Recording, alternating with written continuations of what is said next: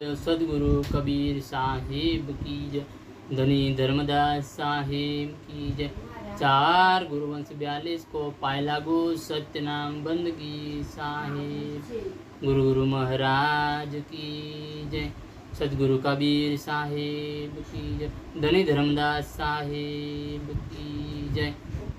सदगुरु कबीर साहिब गुरु मां परमात्मा અહીં ફેસબુકમાં આપની સમક્ષ રજૂ કરું છું। આજે ગુરુ પૂર્ણિમાના દિવસે તો કહેત હે કો કહી જાત જાન દે ગુરુ की सीख तू ले साकट जन अरुक स्वान को हेर जवाब न दे। સાહેબ કહે છે કે જેઓ તારા માટે મન ફાવે તો બકવાટ કરતા હોય તેમને બકવાટ કરવા જ દે। તું ગુરુનું જ્ઞાન શિક્ષણ મેળવતો રહે। ગમાર અને પાખંડી માણસોને તેમજ કૂતરાને ઉત્તર દેવો જ નહીં। સાહેબ પાખંડીને પ્રચંડની દૂર રાખવો કઠિન, ગમારને બુદ્ધિની પાસે બેસાડવો કઠિન અને કૂતરાને ભસવાથી દૂર રાખવો કઠિન। સાહેબ કહે છે એ ત્રણેયનો હૃદય પલટા તો થાય પણ તું પોતે તે ઈશ્વરને મેળવવાનું ગુરુ જ્ઞાન મેળવી લે તો કેવું સારું। આ છે માર્ગદર્શન। ગુરુ ગોવિંદ કરી જાનીએ રહીએ શબ્દ સમાય, મિલે તો દંડવત બંદગી પલ પલ ધ્યાન લગાય। ગુરુને પરમાત્મા સ્વરૂપ માનો। ગુરુને પરમાત્માનું સ્વરૂપ માનો, તેમના શબ્દો પર આસ્થા રાખો, એમનું મિલન થતા વેદ દંડવત પ્રણામ કરો। જો ગુરુ તમારી દ્રષ્ટિ દૂર રાખે તો એમનું ધ્યાન ધરો। કબીર સાહેબ પરમાત્માની વ્યાખ્યા વિશ્વ જેવી વિશાળ આપી છે। તે વાત પણ સાચી છે કે વિશ્વ પરમાત્મા સ્વરૂપ છે। વ્યક્તિ વ્યક્તિમાં પરમાત્મા છે, વ્યક્તિ વ્યક્તિમાં પરમાત્મા છે, પરમાત્મા તમારામાંય છે, અન્ય પ્રાણીઓમાં પણ છે। આ વિશાળ વ્યાખ્યા અનુસાર સદગુરુ કબીર સાહેબ કહે છે કે હે માનવી, ગુરુમાં જ તમે ઈશ્વર જુઓ। આ છે તત્વ દર્શન। ગુરુ કી આજ્ઞા આવહી, हे गुरु की आज्ञा आवहीन, गुरु की आज्ञा जाय। कहे कबीर तो संत है, कहे कबीर तो संत है, आवागमन साय। शिष्य कोई पण काम गुरुनी आज्ञा मेळवीने करवुं। गुरुनी आज्ञा प्रमाणे संसारमा सत्कार्यो करवाथी फोगटना फेरा टळी जाय छे ने मुक्ति मळे छे। अरे भाई, अरे बहन, तारो गुरु कोई पण होय।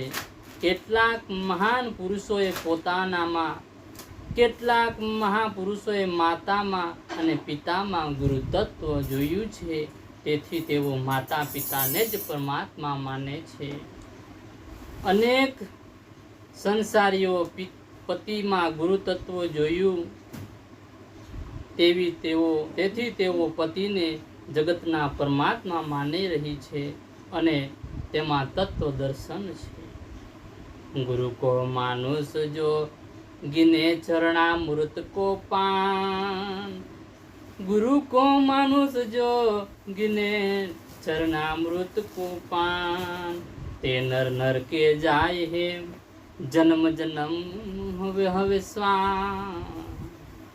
जेओ गुरु ने सामान्य माणस माने, जेओ सामान्य माणस मानीने बेसे छे ने एमना चरणामृतનું સાધારણ જળ લખે છે, તેઓ નરકા ગારમાં જશે ને જન્મમાં જન્મનો કૂતરા થાય। જગતની હાલત એવી ડોલ થઈને ઘણા ખરા માણસો તર્કનો આશ્રય લઈને ગુરુમાં પરમાત્મા શોધે છે ને કેટલા ગુરુને સામાન્ય વ્યક્તિ ગણીને તેમાં પરમાત્માની શોધ કરતા રહે છે। ઊંડો વિચાર કરવાથી જણાય આવે છે કે ગુરુ જ્ઞાનદાતા છે, એથી એ પરમાત્મા સ્વરૂપ છે. આ તે છે તત્વ દર્શન. સદગુરુ કબીર સાહેબ કહે છે, કબીર તે નર અંધ હે, કબીર તે નર અંધ હે, ગુરુ કો કહતે ઓર, હરી रूठे ठोर है, गुरु रूठे नहीं ठोर है. ગુરુને જે ઈશ્વરની ગુરુને જે ઈશ્વરથી નાનો ને જુદો માને છે તે અંધ છે.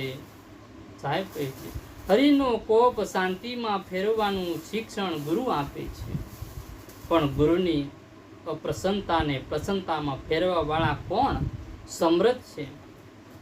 ગુરુ અને ઈશ્વર બંનેનું સ્વરૂપ એક જ માનીને શક્તિની તુલનાની જરૂર નથી. કબીર સાહેબ કહે તો ચર્ચાને સાદી રીતે આપવા માટે તેમની વચ્ચે તુલના કરી દેખાડો.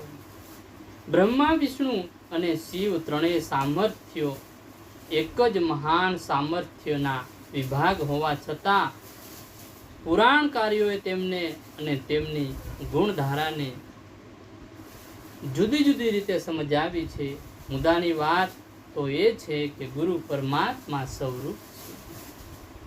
જ્ઞાન પ્રકાશી ગુરુ મિલા, સો નિજ બિસરો જાય, જબ ગોવિંદ કૃપા કરી, તબ ગુરુ મિલ્યા.